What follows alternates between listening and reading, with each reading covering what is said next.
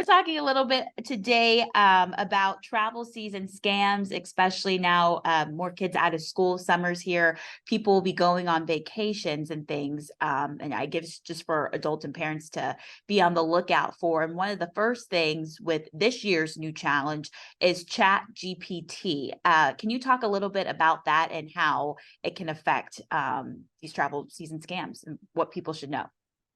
Absolutely. So let's back up the timeline about 10 years.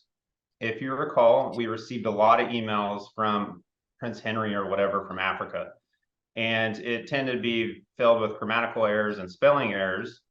With ChatGPT coming out at the end of last year, it's really leveled the playing field for scammers to leverage the technology to reduce the grammatical errors and spelling errors that we became accustomed to in the past.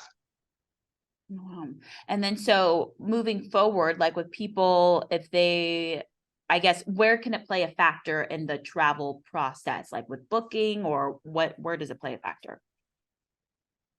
So where it may play a factor with travel and booking is the summer travel season is upon us. And so a lot of folks are eager to capitalize on any cost savings they may be able to achieve with couponing, et cetera.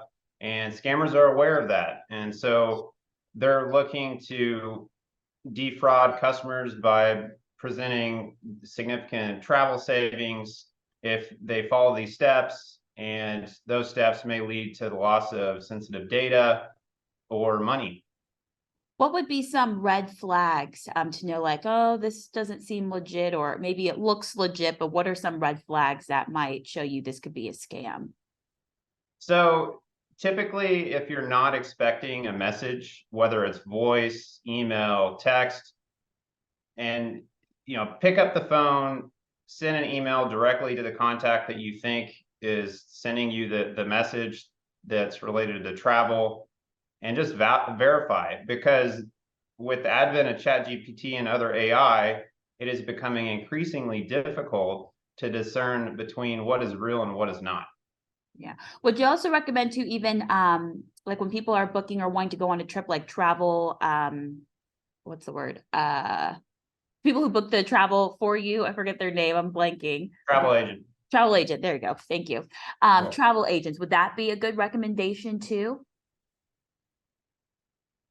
Yes, I think travel agents could definitely help minimize the risk there. And, assuming that you lean on them to facilitate the whole process. But again, if you were to receive a message from them, basically marketing significant savings or potentially significant savings, definitely pick up the phone, call them direct, and verify that their messaging is valid. And another scamming optic, these scammers use phishing. They can send out emails like offering $100 in gift cards and things. What should people know about that? I guess most of the time, you don't see airlines offering any type of gift cards in your email, but you never know. You never know. Yes, absolutely. So again, let's say Southwest Airlines, they send you something, hey, we'll give you $500 gift card if you book this travel. Pick up the phone, go to Southwest Airlines website, call them direct. Don't just respond directly to the message that you received that could potentially be fraudulent. And especially during now, inflation as well, people looking for deals. And what should they know? I guess too, if you see a really good deal, sometimes it's too good to be true. And that's what people always preach. And that can be the case, especially for scammers. They want those people who want a really good deal, right? Absolutely. Yeah. I think it still holds true. If a deal looks to be or too good to be true, it probably is. Yeah. Okay, great. Anything else that you would like to add that people should be aware of, or maybe just common things that you see that people fall for? So there are websites out there now that it can actually capture an audio recording of a person's voice and then subsequently actually synthesize the voice according to a text that is input into the website, and leveraging that AI type technology to defraud people who think that it might be a loved one reaching out to them. It may not actually be their loved one.